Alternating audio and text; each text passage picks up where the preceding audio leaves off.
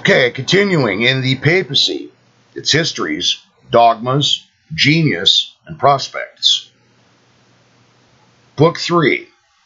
And we come now to Chapter 3, which is an extremely important chapter that everyone who's listening should, again, I implore you, share this. This is important into understanding why our world is the way it is in the year 2020. You want understanding? You're about to get it. Book 3, Chapter 3. Influence of Popery on Government. To religion, we must always assign the foremost place among those beneficent agencies which the Creator has ordained to mold the character and determine the destinies of individuals and nations. She moves in her sphere on high, having no companion to share her place and no rival to divide her influence. Nevertheless, there are secondary causes at work in molding individual and national character, and amongst the most important of these we are to class government. Government, as regards its substance, though not its form, is an ordinance of God, intended and eminently fitted to conserve the order and promote the happiness of society. It is one of those things which must of necessity be a great blessing or a great curse. It will be the one or the other, according to its character, and its character will be mainly dependent upon the action of religion upon it.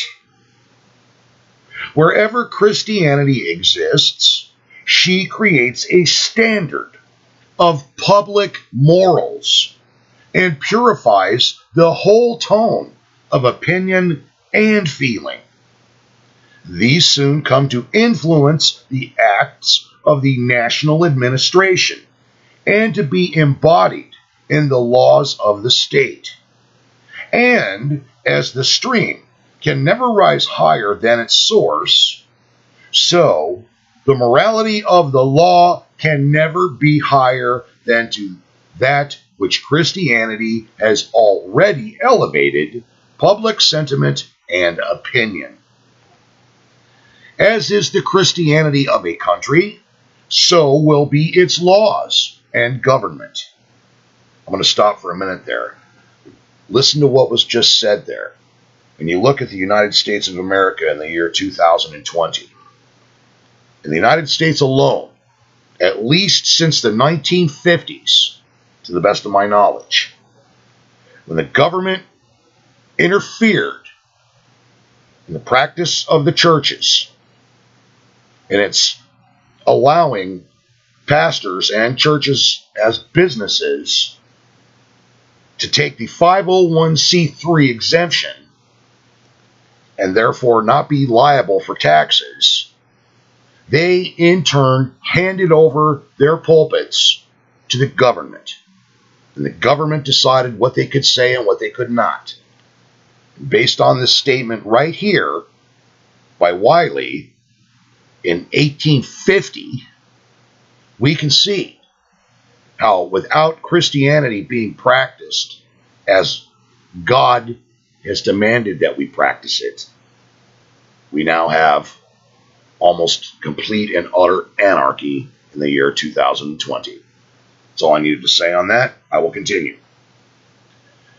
With a sound, healthy Christianity, we will have wise laws, upright judges, independent and patriotic rulers who will maintain the national honor, guard the public rights, and keep inviolate the homes and altars of a country.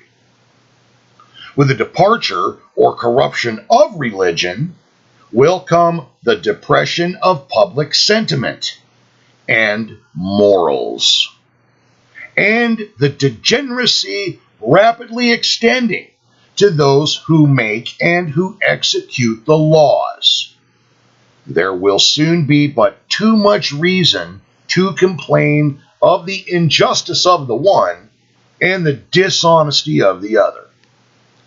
The decay of religion has always been signalized by the prostration of public principle, the betrayal of the national honor, the invasion of conscience, and the violation of the security and sanctity of the family. 1963, Betty Friedan, The Feminine Mystique. Very instrumental in the destruction of the family unit. Continuing. The decay of primitive Christianity and the rise of Popery were attended by all the evils we have now specified. The influence of the latter on law and government was of the most pernicious kind, and palpable as pernicious. As Popery grew in strength, so did the corruption and oppression of government, till at last they grew to an intolerable height. The destruction which Popery works on individual character, we have just had occasion to state. That was chapter 2. But in the department of government, it has had more room to operate, and here it has left traces of its evil genius, if not more frightful, at least more palpable. And this opens to us a new aspect of Popery. Popery has corrupted government both in its theory and in its practice. It has corrupted the theory of government. God has ordained twin powers in the moral firmament, the civil and the ecclesiastical jurisdictions. And on the due maintenance of this duality depends the liberties of the entire world. As the organs of the individual are double, and so those of society are double also. The same precaution which God has taken to preserve these bodily organs on which the existence of the individual so much depends, has he taken also to preserve those essential to the well-being of society. If one is destroyed, the other remains. These two jurisdictions are distinct in their nature and in their objects. They occupy coordinate spheres, each being independent within its own province. This is a beautiful arrangement. It maintains an admirable harmony of forces, and so long as that balance remains undestroyed, the rights of society cannot be vitally or permanently injured. These two coordinate jurisdictions resemble two friendly and independent kingdoms, between whom a league, offensive and defensive, has been formed, so that whenever one is attacked and in danger of being overborne, the other hastens to its succor. The history of the world shows that civil liberty and ecclesiastical bondage cannot stand together, and that the converse of the proposition is true. A people spiritually free cannot long remain politically enslaved. Thus has God provided a double safeguard for liberty. Driven from the one domain, she can retreat into the other. Expelled from the first ditch, she can make good her stand in the second. The outer rampart of civil independence may be demolished. She can maintain the battle, and, it may be, conquer from the inner citadel. The present eventful period demonstrates not less clearly than preceding ones that the two liberties are bound up together, and that they must fight and conquer, or sink and perish together. But the modern Delilah found out wherein lay the great strength of the strong man. Popery confounded and incorporated the civil and spiritual jurisdictions. This union, instead of bringing strength, as union generally does, it brought weakness. It was a fatal blow aimed at the existence of both liberties. It put manacles upon the arms of both. And herein lay the great crime of popery against the rights of society, and especially against the purity and efficiency of that order of government which God had ordained for the good of men. This act laid a foundation for the most monstrous usurpations and the most intolerable oppressions. Welcome to 2020. This error grew directly out of the fundamental principle of the papacy. And that principle is that the Pope is the successor of the Prince of the Apostles and the Vicar of Christ. In virtue of this assumed character, the pontiff claimed to wield on earth the whole of that jurisdiction which Christ possesses in heaven, to stand at the head of the civil as well as of the spiritual estate, and to be as really a king of kings as he was a bishop of bishops. From the moment this claim was advanced, all distinction between the two jurisdictions vanished, and a kind of government was set up in Europe which was neither secular nor spiritual, and which can be described only as a mongrel creation, in which the qualities of both were so mixed and jumbled that while all the evil incident to both was carefully preserved, scarcely an iota of the good was retained. This hybrid rule was, of course, styled government. But it had ceased to fulfill any one function of government, and set itself systematically to oppose and defeat every end which a wise government strives to attain. This form of government was essentially, and to an enormous extent, irresponsible and arbitrary. For, first, it was a theocracy. God's vice-regent stood at the head of it. He was bound to render no reasons for what he did. He claimed to be an infallible ruler. He could plead divine authority for the most enormous of his usurpations and the most despotic of his actions. He had an infallible right to violate oaths, dethrone princes, and lay whole provinces waste. What would have been atrocious wickedness in another man was in him the emanation of infallible wisdom and immaculate holiness. Against a power so irresponsible and tremendous, it was in vain that conscience or reason opposed their force, or law its sanctions. And these were met by an authority immeasurably superior to them all, at whose slightest touch their obligations and claims were annihilated. Reason and law it utterly ignored.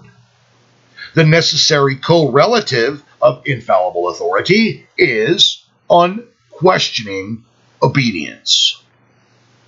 It was the right of one to command, the duty of all others to obey.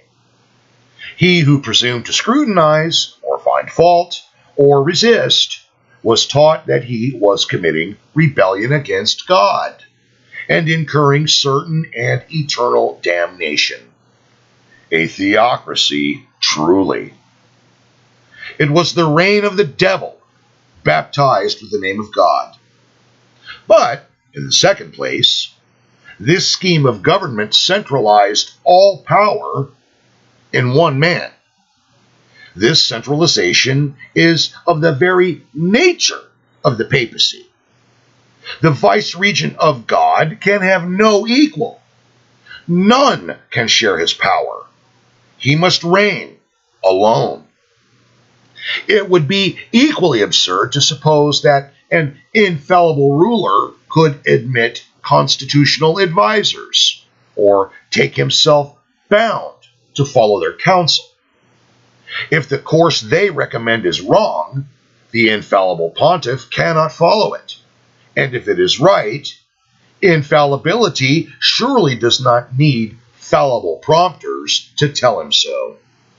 This, it is presumed, is the very course in which the pontiff would move if left to the guidance of his own supernatural instincts.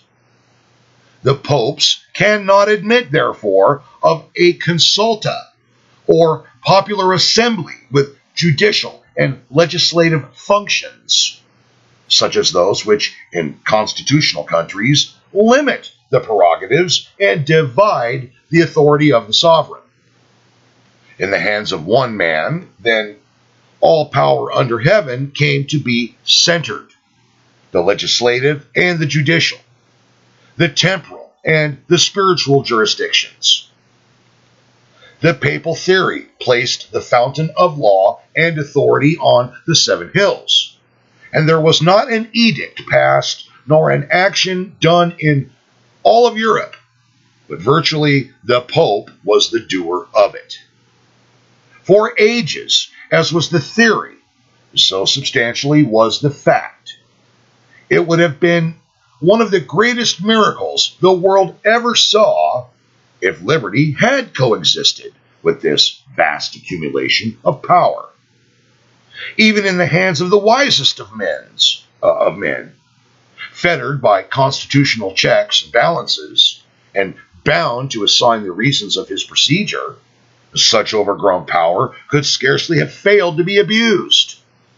And if abused, the abuse could not be other than enormous, but in the hands of men who claimed to reign by divine delegation, and who on that ground sustained themselves as above the necessity of vindicating, or so much as explaining their proceedings, and who claimed from men an implicit belief that even the most outrageous of their actions were founded on divine authority and embodied infallible wisdom.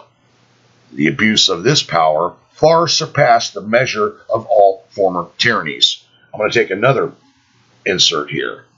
Look at the House of Representatives and the Senate in the United States of America. They believe themselves to be above the law. The deep state believes themselves to be above the law.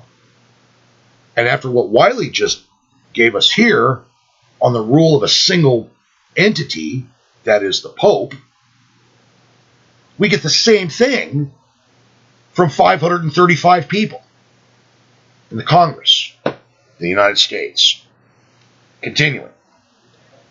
The despotism of an Alexander, a Nero, or a Napoleon was liberty itself compared with the centralized despotism of the papacy. In the third place, the theory of the papal government necessarily and stringently excluded every particle of the democratic element. Its pretensions to infallibility and to a divine origin made it arrogate all power to itself, and utterly repudiate the claims of all others to participation or control. It abhorred the popular element, whether in the shape of constitutional chambers or constitutional advisors or checks and balances of any kind. The people were debarred from all share, direct or indirect, in the government. This is like saying that those who we have to choose from in elections are given to us by somebody. Well, who is it? It's an unseen power who tells us you get to vote for this guy or that guy, and they both have the same goals in their minds, but don't tell the people about it. Same difference. Continuing. Their place was blind, unreasoning, implicit submission. Nor could the papacy have admitted them to the smallest privilege of this sort without renouncing the fundamental principle on which it is built. In the fourth place, though in one respect the most centralized of all tyrannies, the papacy was in another the most diffused. The great primal papacy occupied the 7 hills, but it had power to multiply itself, to reproduce its own image, till Europe came to be studded and covered with minor papacies. Each kingdom was a distinct papacy on a small scale. This arrangement consummated the despotism of the papal rule by making its sphere as wide as its rigor was intolerable.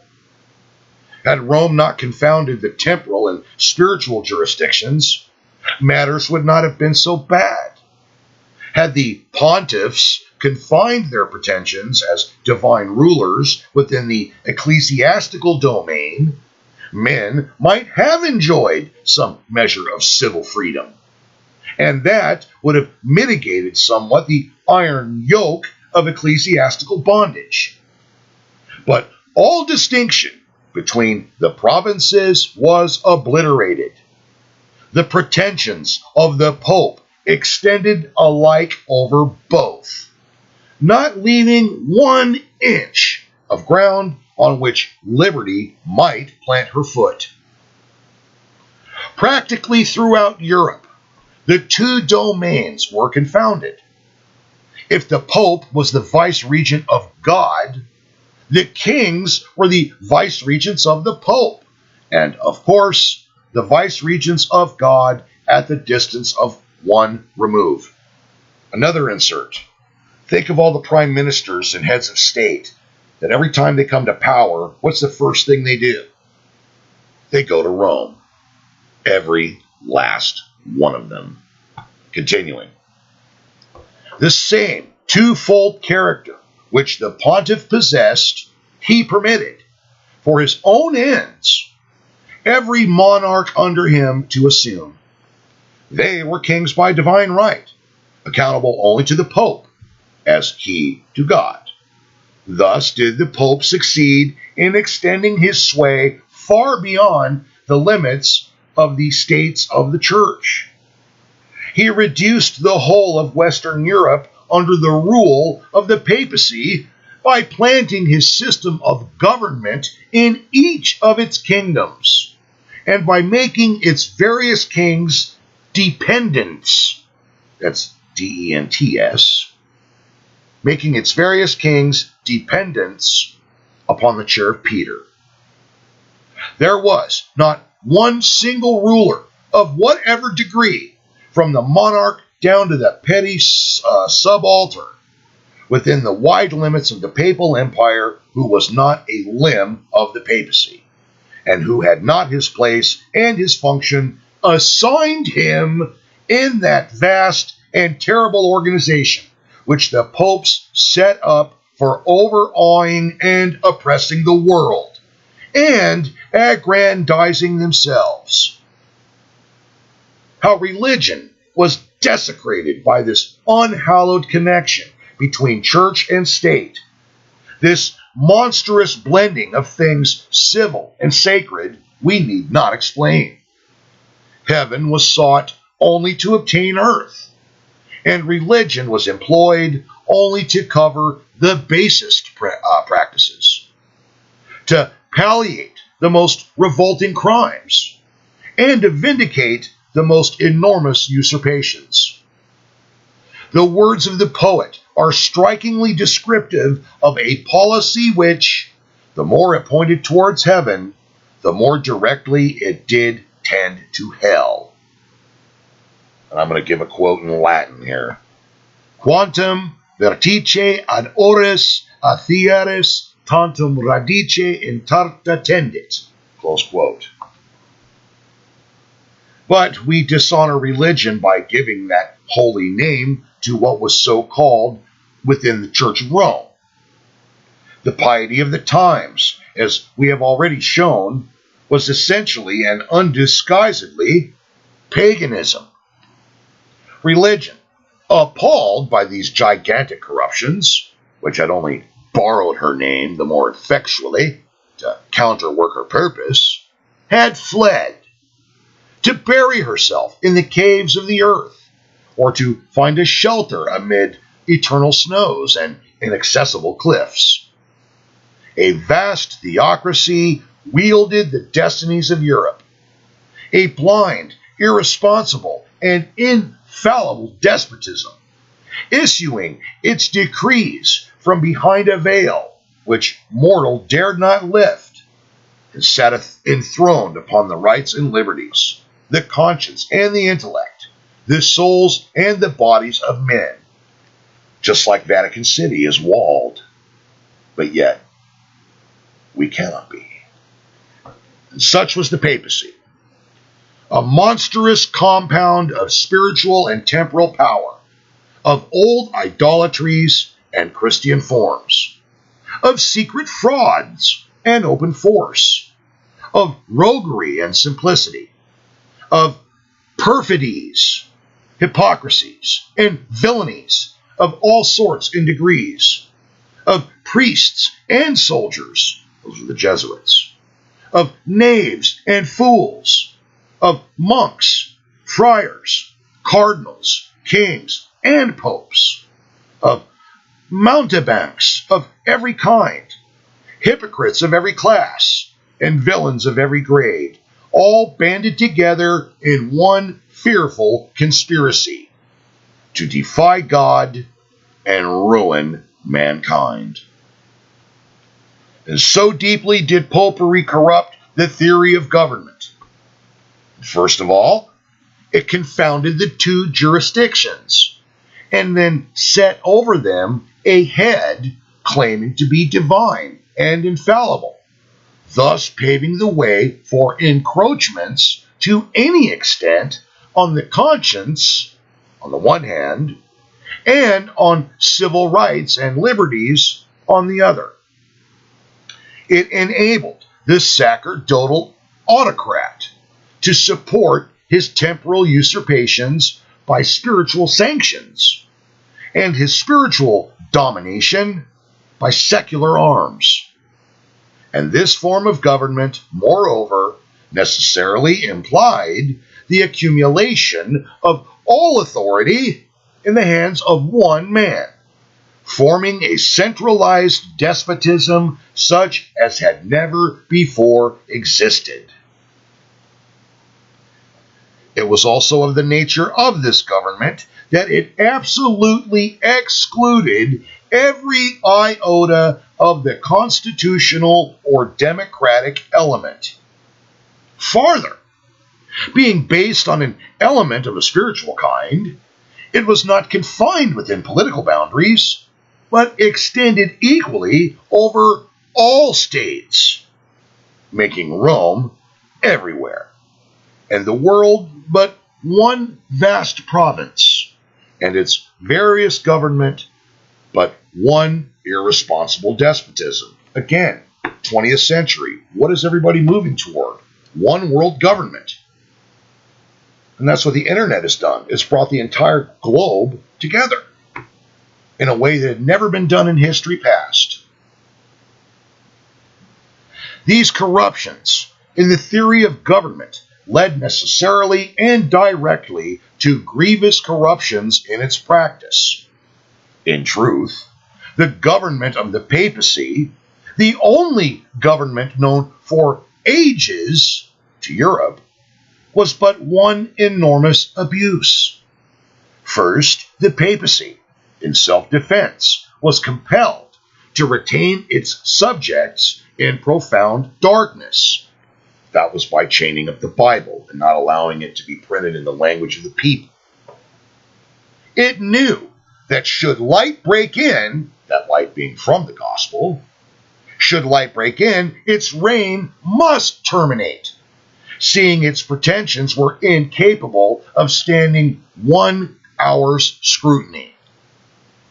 Obeying, therefore, the instincts of self-preservation, the papacy was the great conservator of ignorance, the uncompromising and truculent foe of knowledge. Quote, "Let there be light," close quote, was the first command issued by the Creator. Quote, "Let there be darkness," close quote, said Popery, when about to erect her dominion. The darkness fell fast enough and deep enough. First, the great lights of revelation, kindled by God to keep piety and liberty alive on the earth, were extinguished. Next, classical learning was discouraged and fell into disrepute. History, science, and every polite study shared the same fate. They were denounced as wolves, and Rome, the mighty hunter, chased them from the earth. The arts perished. If painting, sculpture, and music survived, it was solely because Popery needed them for her own base purposes. But their cultivation, so far from tending to refine or elevate the general mind, powerfully contributed to enfeeble and pollute it. These arts were the handmaids of superstition, resembling beautiful captives bound to the chariot wheel of some dark Ethiopic divinity. Thus the earth came a second time to be peopled by a race of barbarians. Italy herself became ignorant of letters. The ancient polytheisms possessed no such cramping effect on the genius of man. Greece and Rome established schools, patronized learning, and encouraged efforts to excel, like seminaries, like Protestant seminaries in America. Of all superstitions, that of Popery has been found the most injurious to the human intellect. She found the world civilized, and she sunk it into barbarism. She found the mind of man grown to manhood comparatively, and she reduced it into second childhood. She polluted and emasculated it by her foul rites, and the singularly absurd, ridiculous, and childish doctrines which formed the scholastic theology, the only intellectual food of the Middle Ages. She was the enemy of science, as well as of the Bible.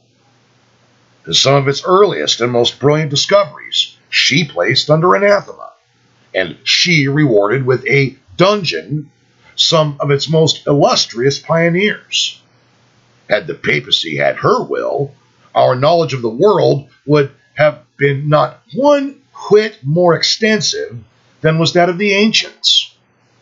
The Atlantic would have lain to this day unplowed by keel, and America would still have been hid in the mysterious regions of the unexplored West. The great law of gravitation, which first certified to man the order and grandeur of the universe, would still have been undiscovered, and the whole furniture of the heavens, fixed in their crystalline spheres, would have been performing a diurnal revolution round our little earth. We would have been trembling at eclipses and helpless before the power of disease and pestilence. We would still have been engrossed in the pursuits of alchemy and judicial astrology, discussing quidlibets and quadlibets, and for our spiritual food, listening to the mendacious legends of the saints. We would have been moved to compassion by the example of St. Francis, who divided his cloak with the mendicant, stimulated to zeal by the story of Anthony, who sailed to St. Petersburg on a millstone to convert the Russians, fortified against temptation by the courage of St. Dunstan, who led Satan about with a pair of red-hot pincers, when he tempted him in the likeness of a fair lady, exhorted against the fear of danger by the story of St. Denis, who carried his head 6 miles after it was separated from his body, and schooled into devotion by St. Anthony of Padua's mule, which, after 3 days fasting, left his provender to worship the host. Had the papacy had her will, Milton would never have sung. Bacon and Locke would never have reasoned. The classic page of Erasmus and Buchanan would have remained unwritten. The steam engine would still have been to be invented, and the age of mechanical marvels, which ennoble our cities and give to man the dominion of the elements, would have been still to come. Our ships would have carried from our shores other products than those of our learning, our science, and our industry, and would have returned laden, not with those varied commodities with which distant countries abound, and of which ours is destitute, but rather with papal bulls, beads, crucifixes, indulgences, dispensations, and occasionally excommunications and interdicts. If our temporal wealth would have been less, our spiritual comforts would have been much greater. What rare and precious relics would have stocked our museums, sanctified our churches, enriched our homes, and protected our persons. Wow, Wylie should see the 21st century. We would have been able to boast of the legs, arms, toes, fingers, and skulls of great saints who flourished more than 1,000 years ago, and eke the arms, fingers, and toes of saints who never flourished at all, but the virtue of whose relics is not a whit the less on that account. We would have possessed the parings of their nails, the clippings of their beard, some locks of their hair, perhaps a tooth or a rag of their raiment, or the thong with which they scourged themselves. We might have possessed one of the many hundred legs of Balaam's ass, a bit of the ark, or a nail from the true cross. In short, there would have been no end to the store of venerable lumber that might have enriched our island, but for our quarrel with Rome. And true, we could not have had our science, to which nothing is impossible, nor our commerce, which enriches the globe, encircles the globe. We could not have bored through the mountains, or spanned mighty rivers and friths, or erected noble beacons amid the waves. We could not have bridged over the Atlantic, or brought India and China to our very doors, the products of whose climes stock our markets, and laden our boards. Nothing of all this would we have had, but we would have been more than compensated by the profitable trade we should have driven with Rome in the spiritual wares with which she has enriched all those nations who have trafficked with her. For ages before the Reformation, the Church of Rome, with the wealth of Western Europe at her command, did nothing for learning beyond patronizing some of the fine arts, mainly for her own ends. Since the 16th century, Rome has been obliged to alter her policy, not in reality, but rather in appearance. The Jesuits, finding that the human mind had escaped from its dungeon, ostentatiously took up a position in the van of the movement, that they might lead the nations back to their old prison. In those countries, such as Spain and Italy, into which the Reformation had not introduced letters, these zealous educators, the Jesuits, made no effort to disturb the primeval night. Ignorance is the mother of devotion, and they were unwilling to deprive the natives of so great a help to piety. But in other countries, such as Poland, where the Protestants had erected schools and colleges, The Jesuits dogged the steps of the Protestant teacher. They opened schools and professed to teach, taking care, however, to convey the smallest amount of knowledge. They kept the youth studying the grammar of Alvar for 10 or even a dozen years, and learning almost nothing besides.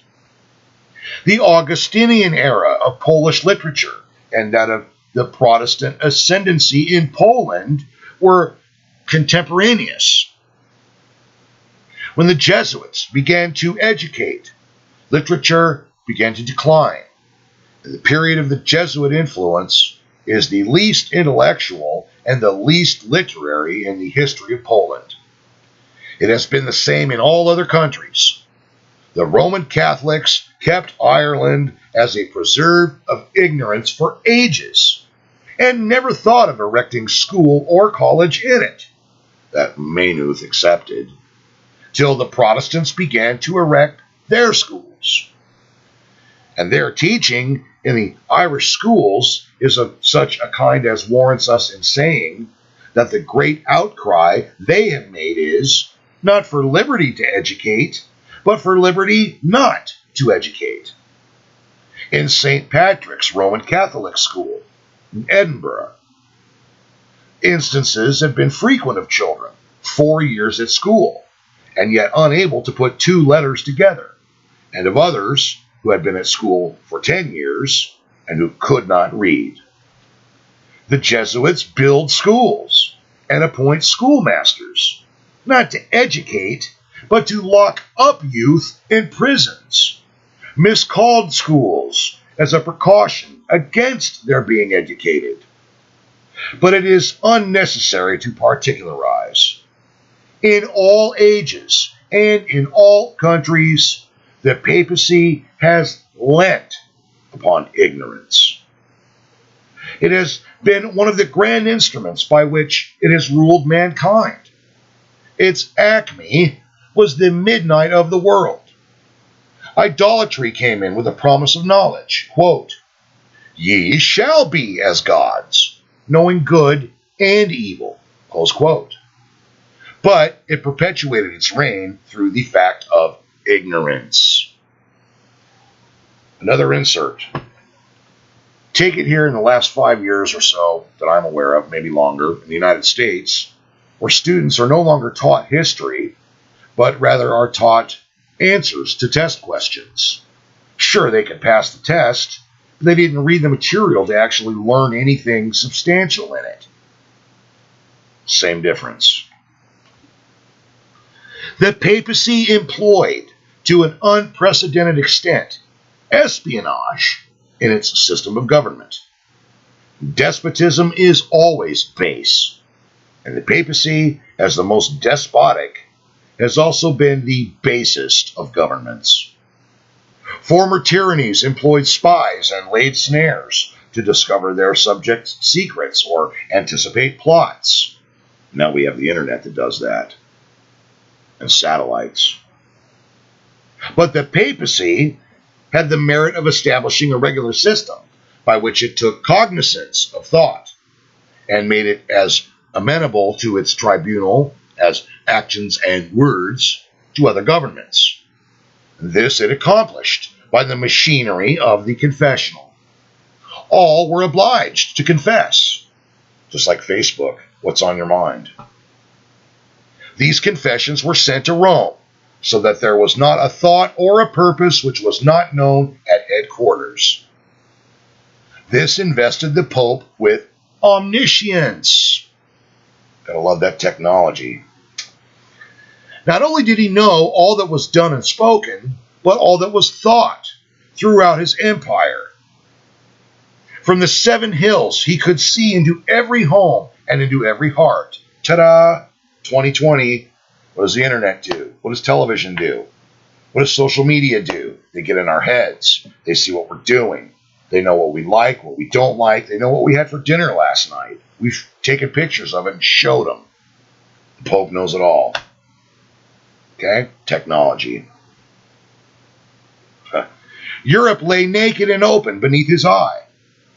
What a tremendous power Hitherto, under the most intolerable tyrannies, men's thoughts were free. Words the tyrant might punish. Thoughts defied his power. But under the papacy, no man dared to think. He felt that the eye of Rome was looking into his bosom. She could drag him into the confessional and compel him by the threat of eternal flames to lay open his whole soul. And from her eye, nothing was hid.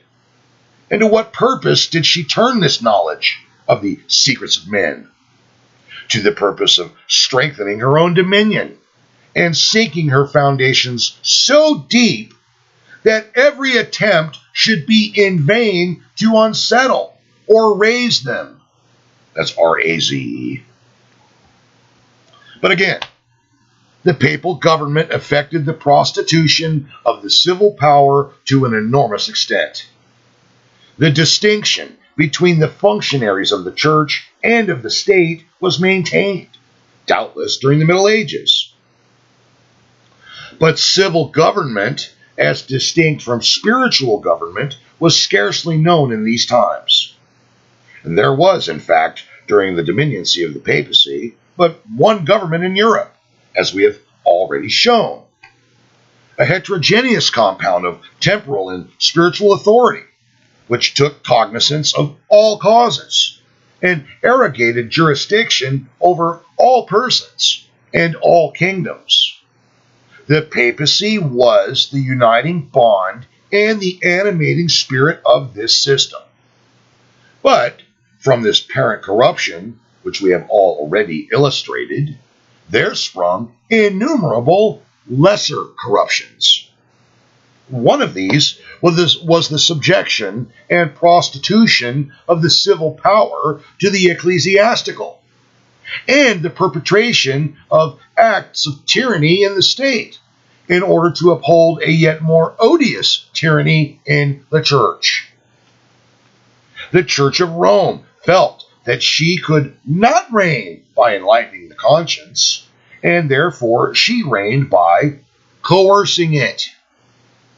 Her union with the state enabled her to employ, as often as she would, the secular arm for the somewhat anomalous purpose of compelling obedience and enforcing belief.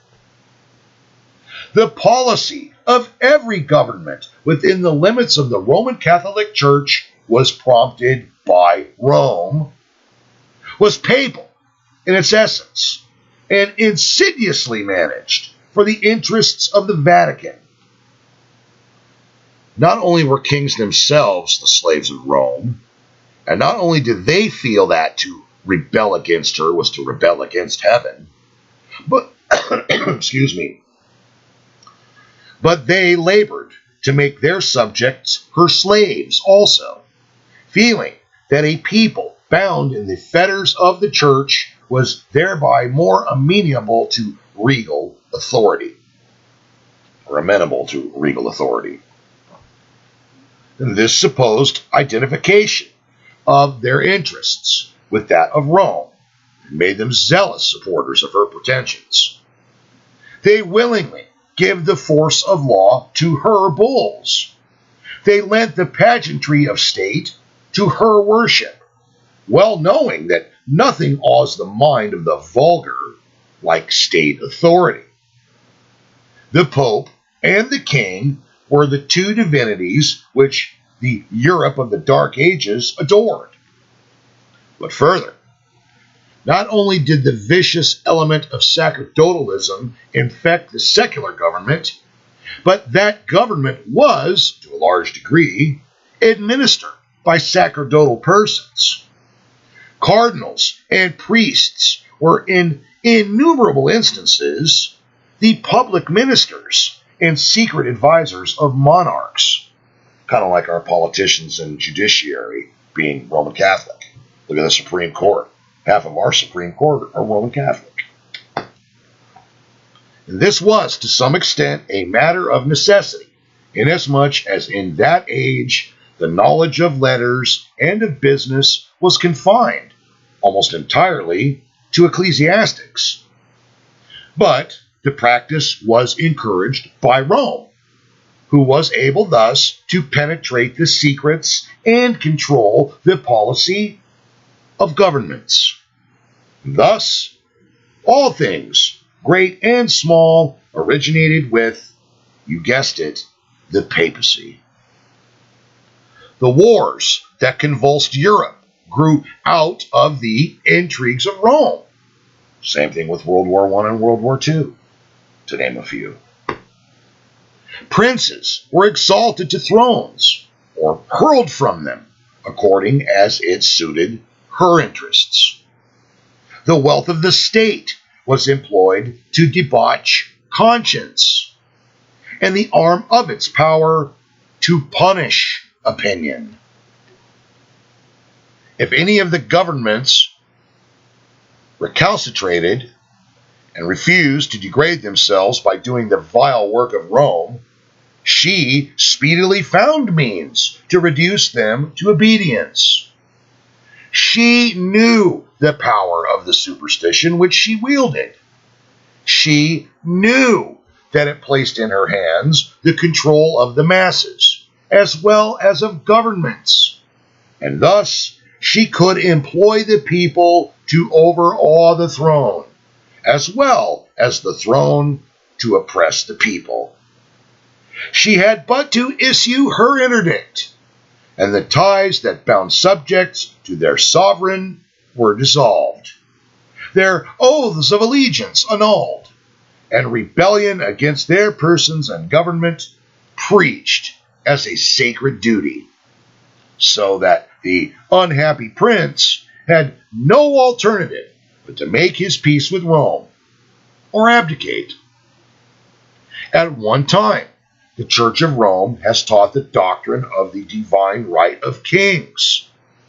Rex lex means the king is law.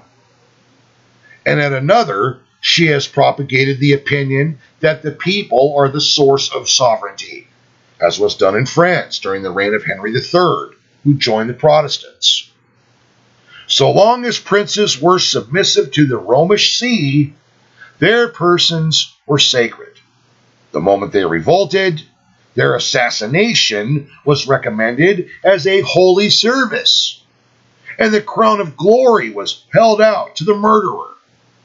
Rome, to use her own phraseology, laid the axe at the root of the evil tree, with orders to cut it down. Herein lay the real supremacy of Rome, not in her theoretic headship, which the kings of Europe acknowledged only at times, but in her actual headship, which was founded on the power of her all-pervading superstition. She filled Europe with darkness, and through that darkness became omnipotent. This made her the mistress of men's minds, and through that she became the mistress also of their bodies and their properties. When her voice sounded through the gloom, men heard it as if it had been the voice of God, and they trembled and obeyed. Another enormous abuse grew out of the sacerdotal government of Rome, namely, the maxim that princes are the constituted guardians of orthodoxy in their dominions, and are bound to employ their swords in the extirpation of heresy and heretics. This doctrine, the Church of Rome wrote in blood in every country of Europe. A grievous perversion it was of the ends of civil government, and it led directly to persecution for conscience sake. The Church of Rome has earned for herself unrivaled notoriety as a persecutor. Pagan Rome shed the blood of the saints, but Papal Rome was drunk with the blood of the saints. We have already alluded to the numbers who, in the 12th century in Central Europe, held the pure doctrines of the New Testament and protested against the Church of Rome as the Antichrist of Scripture. These confessors abounded in the southern provinces of France, in the valley of the Rhine, in Lombardy, and in Bohemia. They occupied a belt of country of considerable breadth on both sides of the Alps, stretching from the mouths of the Po to those of the Garonne. They were as distinguished from their neighbors by the skill and industry with which they prosecuted arts and manufactures as by their extraordinary acquaintance with the Scriptures and the pure morality of their lives. The Reformation would have broken out in that century, or in the first half of the next, but for the violent and bloody measures of Rome. She saw the danger. She unsheathed the sword. Nor did she return it to its scabbard, till scarcely a man remained to carry tidings of the catastrophe to posterity. The 3 centuries that preceded the Reformation were one continued massacre. The armed force of Western Europe, led on by Rome, was employed to crush a peaceful and industrious, a virtuous and a loyal people, guiltless, but for the crime of refusing to bow the knee to the Dagon of the 7 hills. Dagon, by the way, is the god of the Philistines. Southern France became a perfect shambles. The Alps were swept with fire and sword. Bohemia and the Rhine were overwhelmed with armies, with dungeons, and with scaffolds. 3 centuries of crimes, of wars, of bloodshed, at length completed their revolution, and Rome was able to announce that heresy was now exterminated, drowned in blood. Crimes unparalleled. The French statesman would have said, folly unparalleled. And in sooth, it was so. It was the flower of their subjects, which these princes had destroyed. The towns they had converted into smoking ruins were the seats of trade and industry. The men whose blood dyed the soil and the rivers of their land were the stay of order. The vast armaments and the successive wars maintained by these zealous vassals of Rome inferred enormous expense. This double damage, the direct and the indirect, or the direct cost and the indirect loss, this double damage drowned in debt and permanently crippled all the states of Europe. Philip II of Spain, a beast of priestly burden, is said to have declared to his son, a little before his death, that he had spent in enterprises of this sort no less a sum than 594 millions of ducats. 594 million ducats. The millions that France lavished in these crusades, and the hundreds of thousands of virtuous and industrious citizens whom she banished from her territory, can never be accurately told. But one thing is manifest, that in these proceedings she sowed the seeds of the frightful calamities she has since endured, and is now enduring.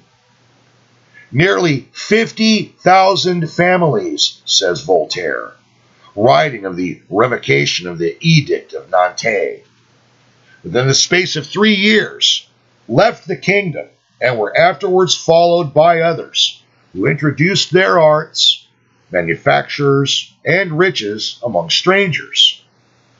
Almost all the north of Germany, a country hitherto rude and void of industry, received a new face from the multitudes of refugees transplanted thither, who peopled entire cities. Stuffs, lace, hats, stockings, formerly imported from France, were now made in these countries. A part of the suburbs of London was peopled entirely with French manufacturers in silk. Others carried thither the art of making crystal in perfection, which was about this time lost in France. The gold, which the refugees brought with them, is still very frequently to be met with in Germany. Thus, France lost about 500,000 inhabitants, a prodigious quantity of species, and, above all, the arts with which her enemies enriched themselves. From that period dates the decline of France and Spain, and of all the Catholic kingdoms of Europe. Ever since have they been running a downward career in wealth, in morality, in social order, in military genius, in manufacturing skill, and commercial enterprise. The men who committed these follies and crimes went to their graves, little dreaming what a legacy of dire revolutions they had bequeathed to their successors. And these revolutions have come. The men who sowed their seeds sleep in their marble tombs, unconscious of the earthquake's throes and the tempest thunderings, which are now overturning thrones which their perfidy had disgraced, and desolating lands which their violence had watered with tears and blood. But their sons, who have served themselves heirs of their father's sins, by a continuance in their father's superstitions, must witness and endure these dire calamities. These persecutors dug the grave of the church at the same time they dug their own, in the abyss of socialism. Truth is immortal, and she returned from her tomb. But for them, alas, there is no resurrection. When we think that this violence on the part of Rome delayed the Reformation for 3 full centuries, or rather, shall we say, has added 6 centuries of darkness and suffering to the history of Europe, it's no small wonder, or no small wonder that we wonder why God permitted those triumphs to such a power. But it becomes us to bear in mind that, but for these 6 centuries, we never should have known the true character of Popery, or rather, we never should have known the fearful malignancy and bloodthirstiness of that principle of idolatry set up by Satan in the world, which appeared so tolerant in early times, and whose true character has been fully developed only in these latter days, which unfortunately in the 20th century is all but forgotten again. Nor, but for this violence, should we ever have known the mighty power of God in bringing truth from her grave, restoring Christianity anew by the preaching of Luther and his co-reformers after its confessors, almost to a man, had been cut off. We must here notice, however briefly, the Inquisition. Not content with being able to wield the swords of the Catholic princes, the Church of Rome erected a tribunal of her own, that she might the more summarily and effectually wreak her vengeance upon heretics. This is a thoroughly ecclesiastical court, and forms therefore a correct illustration of the true spirit and genius of the Papacy. It was erected by the Pope, sanctioned by councils, has been all along supported and governed by ecclesiastical authority, was wrought solely for ecclesiastical ends, and managed by priests and friars. In all the countries in which it was set up, and it was introduced into most of the countries of Europe, it caused unspeakable terror. Its victims were apprehended commonly at midnight. The familiars of the Holy Office surrounded the door of the house, whispered the name of the tribunal on whose errand they had come, and the inmates, transfixed by the dreadful words, delivered up their dearest relatives without pity or remorse. The person apprehended was consigned to a dungeon, generally below ground. He knew not his accuser. He was not told even of what crime he was suspected. He was often desired to divine the cause of his apprehension. And when he refused to incriminate himself, the most horrible tortures were employed to extort confession. He was not confronted with the witnesses against him. Their depositions even were not read over to him. He was allowed no advocate, and his friends trembled to come nigh the place of his confinement, and put on mourning for him, as for one already dead. He knew not his sentence, even till led forth to the auto de fe. He read it for the first time in the terrific symbols on his dress, or in the dreadful preparations of pile and faggot for his execution. By the way, faggot here, people, is a bundle of sticks. It is St. Dominic whom the world has to thank for this dreadful tribunal, otherwise known as Dominicans. St. Dominic, whom the Church of Rome canonizes as a great saint, was a Spaniard by birth, and by disposition a fierce, cruel, bloodthirsty bigot. His mother is said to have dreamed before his birth that she was with child of a whelp, carrying in his mouth a lighted torch, who should put the world in an uproar and set it on fire. This man it was who first suggested to Pope Innocent III the erection of such a tribunal for the extirpation of heresy, and, having given abundant proofs that his own genius lay much this way, he was appointed Inquisitor General, though it was not till after his death that the Holy Office was regularly organized, which, by the way, now is maintained and run by the Black Pope, or Benedict XVI, the former Cardinal Joseph Ratzinger, the former Nazi youth. In the beginning of the 13th century, did Innocent give forth the bull which decreed the existence of this tribunal to finish what the anathemas of popes, the sermons of fanatics, and the brand of crusaders had left undone. Wherever the poor Albigenses and Waldenses fled, the Inquisition followed them, and in a few years it was set up, not only in Italy, Spain, and Piedmont, but in France and Germany, Poland and Bohemia, and in course of time, it extended as far as Syria and India.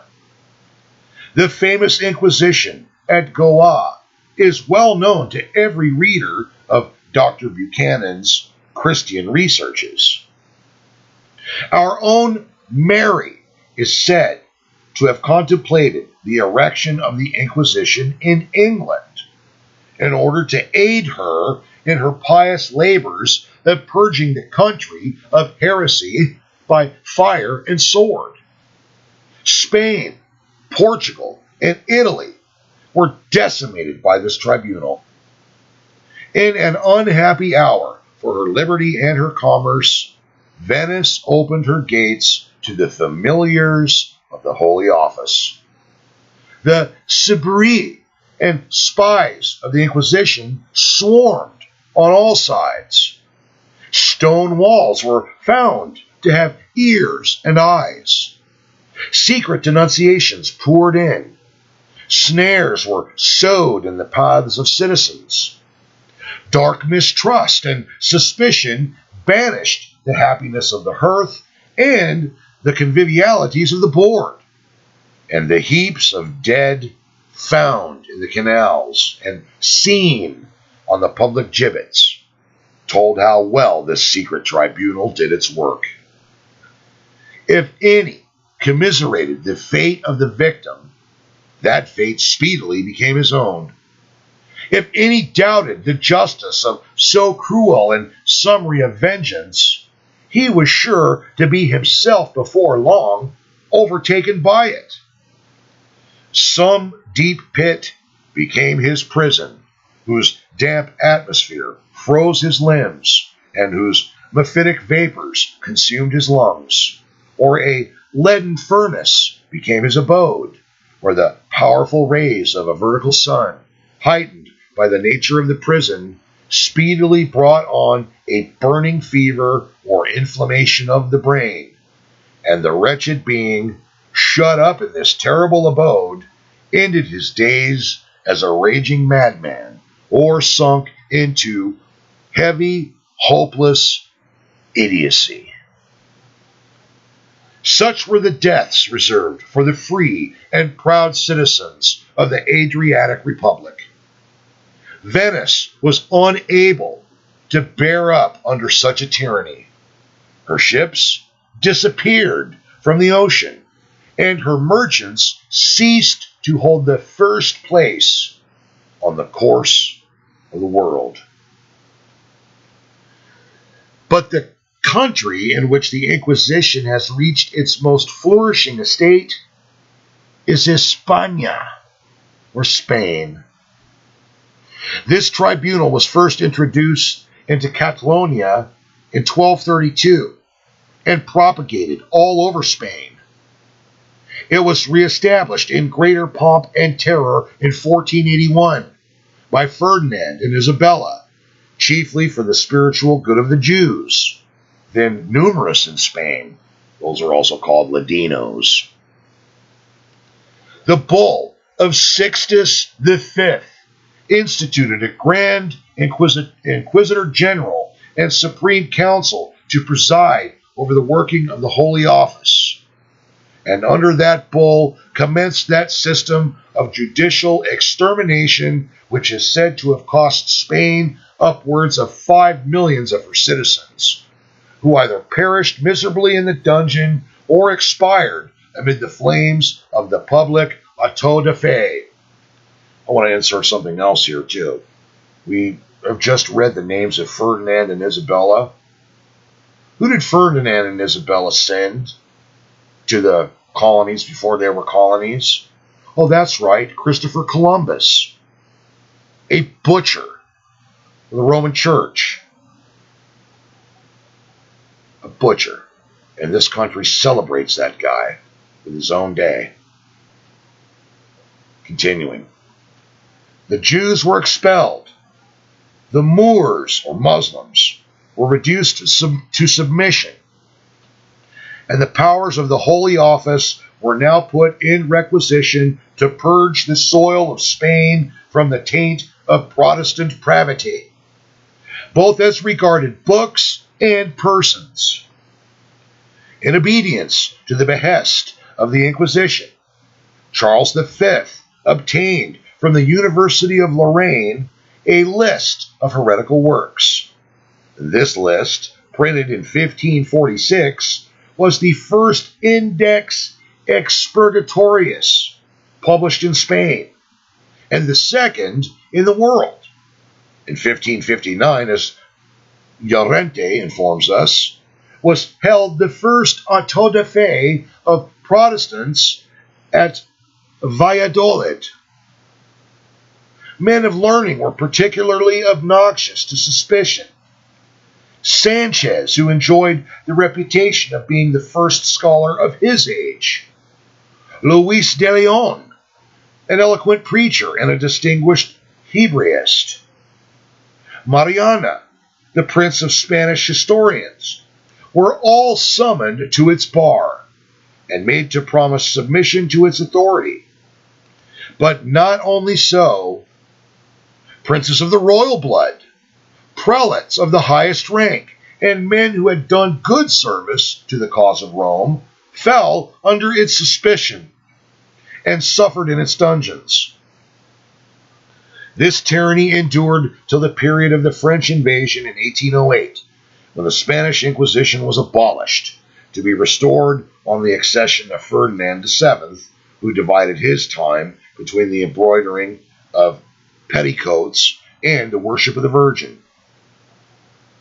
It was under the reign of the Inquisition that the soul of Spain expired, and that a great power in arms and in arts, in literature and in commerce, fell from its high place into almost utter annihilation. The author had once the fortune to be shown over a dismantled Inquisition, Wylie speaking of himself. One, too, famous in its day, and as it illustrates this part of his subject, he may be permitted here to tell what fell under his own observation. In the summer of 1847, we found ourselves one fine day on the shores of the Léman.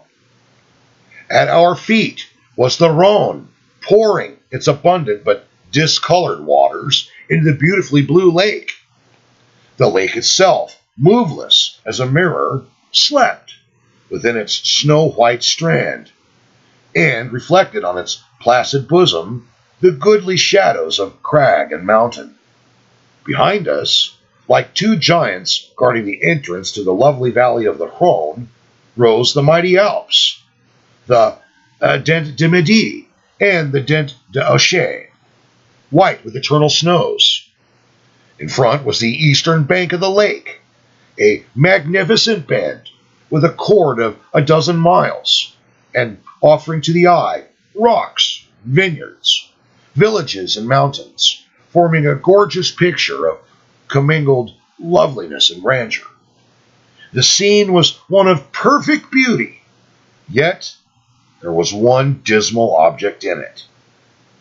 At about a mile's distance, almost surrounded by the waters of the lake, rose the Castle of Shillong, or Chillon, spelled Chillon. Its heavy architecture appeared still more dark and foreboding from the gloomy recollections which it called up. It had been at once the palace and the Inquisition of the Dukes of Savoy, so celebrated in the persecuting annals of Rome. And here had many of the disciples of the early reformers endured imprisonment and torture. We had an hour to spare, and resolved to pay a visit to the old castle. We crossed the drawbridge, and a small gratuity procured us entrance, and the services of a guide. Gratuity is a tip for those of you who don't know that. We were first led down to Bonnevard's dungeon, deep and old. There is here a sort of outer and inner dungeon, and in passing through the first, the light was so scant that we had to grope our way over the uneven floor, which, like the landward wall, is formed of the living rock. Into this place had been crowded some hundreds of Jews, and we felt, for we could not be said to see, the little niche of rock on which they were seated, one after one, and slaughtered for the good of the church, which it was feared their heresy might infect. I'm going to insert something right here. And you see this description of the massacre of Jews. And everybody wants to place the blame on Hitler, and they would be right to do so. But they never looked to see who was behind Hitler. It was the Papacy. We can see the same type of thing here. The Inquisition in Spain, what Wylie here is talking about, slaughtering of Jews, Roman Catholic Church. We passed on and entered the more spacious dungeon of Bonnevard. It looked not unlike a chapel, with its groined roof and its central row of white pillars. The light was that of a deep twilight. We distinctly heard the ripple of the lake against the wall, which was on a level with the floor of the dungeon. At certain seasons of the year, it is some feet above it. 2 or 3 narrow slits, placed high in the wall, admitted the light, which had a greenish hue from the reflection of the lake. And this effect was rather heightened by the light breeze which kept flapping the broad leaf of some aquatic plant against the opening opposite the martyr's pillar. How sweet, we thought, must that ray have been to the prior of St. Victor, and how often during his imprisonment of 6 years must his eyes have been turned towards it, as it streamed in from the waters and the mountains around his dungeon.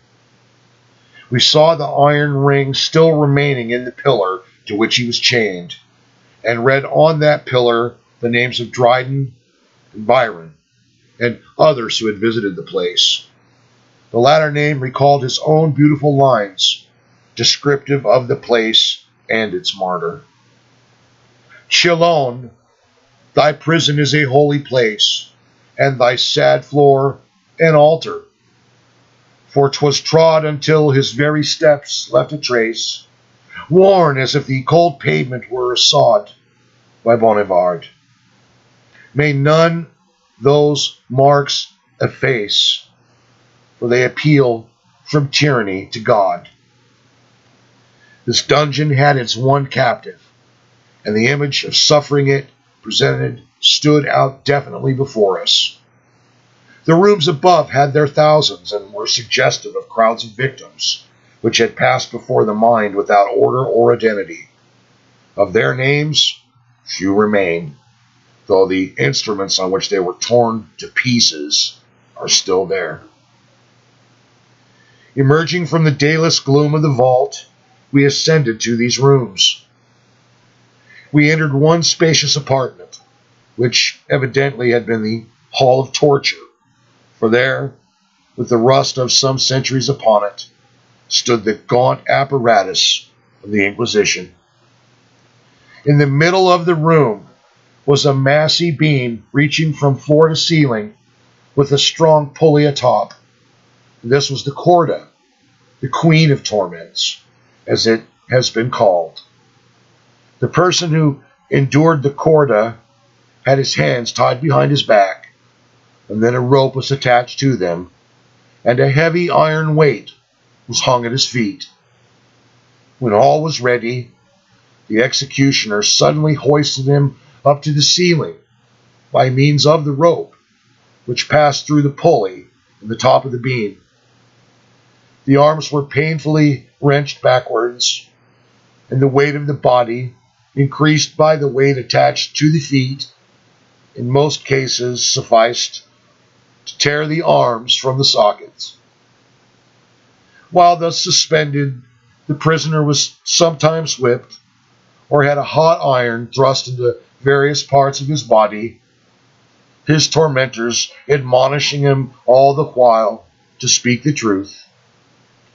If he refused to confess, he was suddenly let down and received a severe jerk, which completed the dislocation. If he still refused to confess, he was remanded to his cell, had his joints set, and was brought out as soon as able to undergo the same torture over again. At each of the four corners of the room where this beam stood was a pulley fixed in the wall, showing that the apartment had also been fitted up for the torture of the veglia. The veglia resembled a smith's anvil with a spike atop, ending in an iron die. Through the pulleys at the four corners of the room ran 4 ropes, and these were tied to the naked arms and legs of the sufferer and twisted so as to cut to the bone. He was lifted up and set down with his backbone exactly upon the die, which, as the whole weight of the person rested upon it, wrought by degrees into the bone.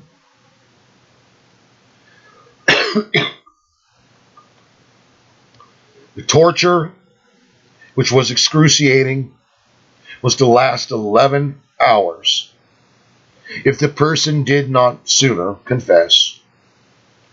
And these are but 2 of the 7 tortures by which the Church of Rome proved what certainly she could not prove by either Scripture or reason. that transubstantiation is true. The roof beneath which these enormities were committed was plastered over with the sign of the cross. In a small adjoining apartment, we were shown a recess in the wall with an oubliette or trap door below it. In that recess, said the guide, stood an image of the Virgin. The prisoner accused of heresy was brought and made to kneel upon the trap door, and in the presence of the Virgin to abjure his heresy. To prevent the possibility of apostasy, the moment he had made his confession, the bolt was drawn, and the man lay a mangled corpse on the rock below. We had seen enough, and as we recrossed the moat of the Castle of Shillong, the light seemed sweeter than ever, and we never in all our lives felt so thankful for the Reformation, which had vested us in the privilege of reading our Bible in our own language without having our limbs torn and our body mangled. That religion, whose birthplace is heaven and whose mission is love, should be propagated over the earth by means of racks and stakes, is utterly repugnant to all that we know of her and of her author. No, it was not Christianity, but its counterfeit, which the Inquisition was erected to promulgate. These were not priests, but demons. This was not a holy office, but a den of murder. Of the enormous crimes and the horrible cruelties there enacted, much is known. But, alas, that much is but an insignificant speck of the whole.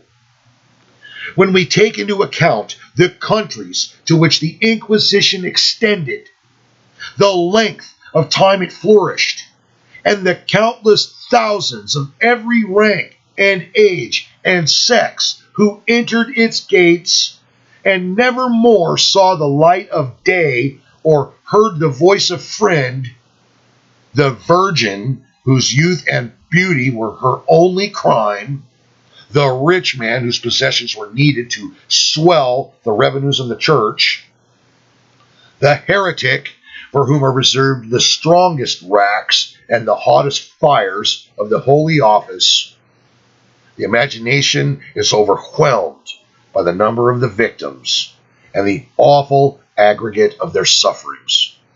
Yet, though but a tenth of these horrors is even known, enough has been disclosed to cover the Church of Rome with eternal infamy, and to convict her before the world as but an assemblage of miscreants and villains, banded together in the name of religion to rob and murder their fellows. And while we have the papacy, we must have in one shape or other the Inquisition, which, by the way, still exists, even though it's not been in practice. It's ready to go again. The time is ready. Errors so monstrous as those of Rome cannot be maintained but by coercion. Those who talk of separating between Popery and her screws and racks would disjoin what the laws of superstition have made eternally one. So long as the one exists, both will continue, like substance and shadow, to darken the whole earth. When the papal government was temporarily suspended in 1849 by the Roman Republic, the Inquisition was found in active operation, and it was restored the moment the Pope returned to Rome. The various horrors of the place, its iron rings, its subterranean cells, its skeletons built up in the wall, its trap doors, its kiln for burning bodies, with parts of humanity remaining still unconsumed, were all exposed at the time.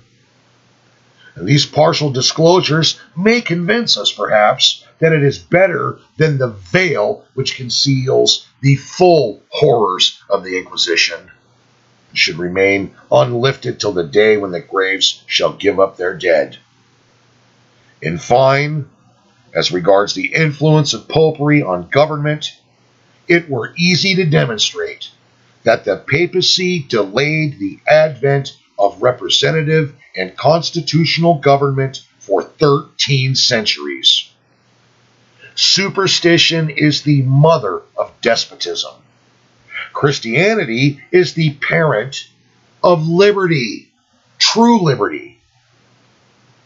There is no truth which the past history of the world more abundantly establishes than this.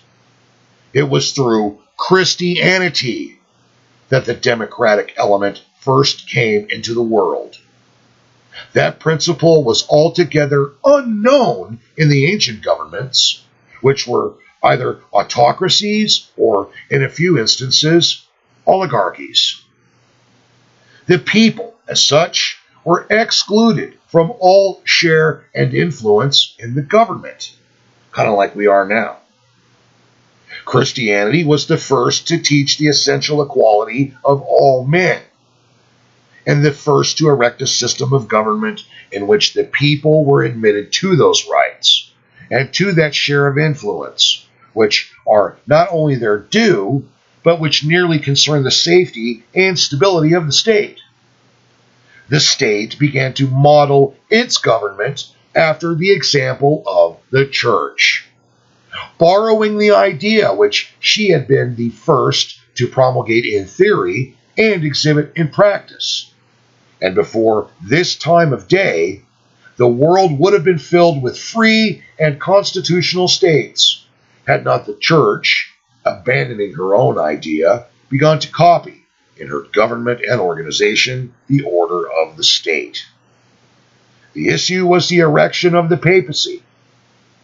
The papal government is the very antipodes of the constitutional government. It centers all power in one man. It does so on the ground of divine right, and is therefore essentially and eternally antagonistic to the constitutional element. Its long dominancy in Europe formed a grand barrier to the progress of the popular element in society and the erection of constitutional government in the world. In other words, Roman Catholicism is the antithesis of a proper civil government. With the Reformation, the popular element revived. Geneva, says one who is no friend to Christianity, Geneva, in submitting to Calvinism, became a popular state. In the proportion in which the various states of Europe received the Reformation, did they become free? And in the proportion in which they have retained the Reformation, have they retained their liberty? The cause of the dissolution of the old empires was their slavery.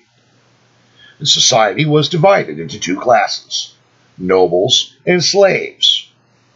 Wealth and luxury, in process of time, exhausted the aristocracy, and as they could receive no infusion of fresh blood from the other classes, the state was at an end. But Christianity, by teaching that all men are immortal and that there reigns among them an essential equality, has abolished slavery and has effected a free circulation among the various classes of the state, like that which maintains the salubrity of the air and ocean, and has thus conferred upon kingdoms the gift of terrestrial immortality. Now that's a lot to take in. A lot to take in. That's the end of chapter 3, by the way. I would recommend listening to it as many times as it takes until it's in your mind and understand. And take a look at our own government situation here in the United States. Government in the UK. Government in all the Western nations. It'd be hard to prove that Rome still is not at the realm and in the head of all the governments of the earth. Anyway, that's all we've got for today. The Lord Jesus Christ bless and preserve you.